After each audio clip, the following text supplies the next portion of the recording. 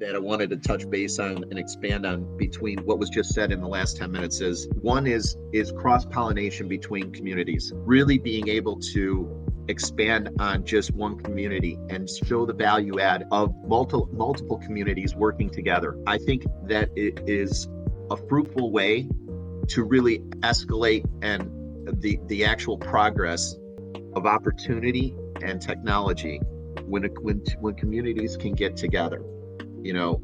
It's so critical that we cross-pollinate, because we can actually take these value adds, technologies, talents, and work on them together.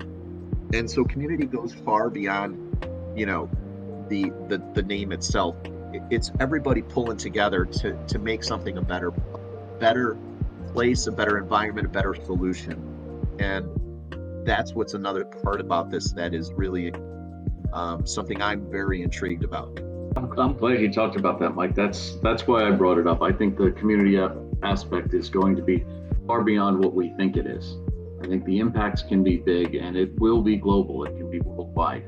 People can participate in here and learn from others, and just help the ecosystem itself outreach to those who may need it. So I think the opportunities are tremendous here.